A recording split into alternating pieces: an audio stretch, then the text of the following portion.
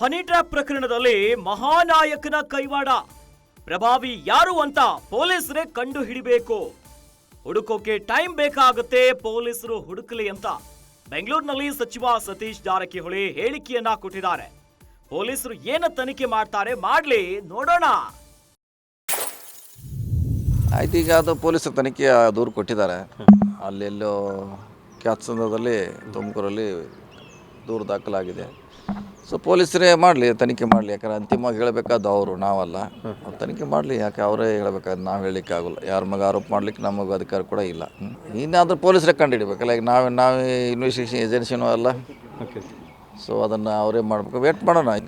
ನಾವೆಲ್ಲಿ ನಾವೆಲ್ಲಿ ಹುಡುಕೋದು? ಇವರಿಗೆ ಹುಡುಕ್ಲಿಕ್ಕೆ ಟೈಮ್ ಬೇಕಾಗ್ತೈತೆ. ಪೊಲೀಸರು ಹುಡುಕಲಿ. ಸುಮಾರು ಇದ್ದಾರೆ ದೇಶದಲ್ಲಿ, ಸುಮಾರು ಇದ್ದೇ ಇರ್ತಾರೆ. ಮತ್ತು ಆದದ್ದು ಘಟನೆಗಳು ಕೂಡ ಇದೆ.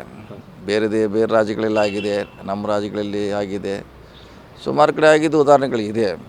ಸೊ ಇವರೇ ಅವರೇ ಅಂತ ಹೇಳಲಿಕ್ಕೆ ಆಗೋಲ್ಲ.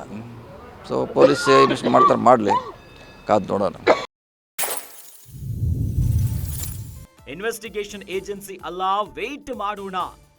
ಯಾರ ಮೇಲೂ ಕೂಡ ಆರೋಪ ಮಾಡೋಕೆ ಅಧಿಕಾರ ಇಲ್ಲ.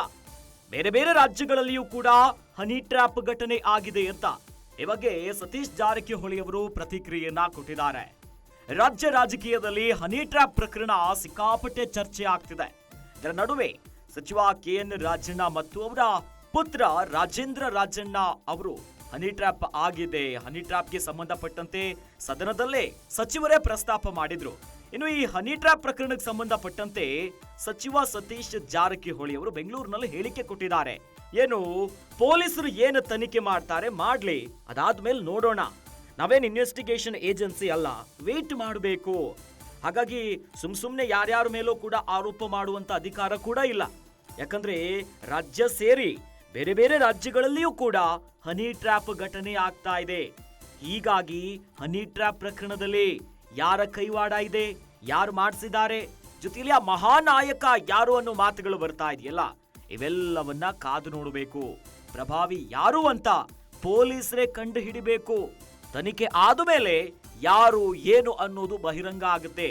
ಹೀಗಾಗಿ ಪೊಲೀಸರು ತನಿಖೆ ಏನು ಮಾಡ್ತಾರೆ ಮಾಡ್ಲಿ, ಅದಾದ ಮೇಲೆ ನೋಡೋಣ.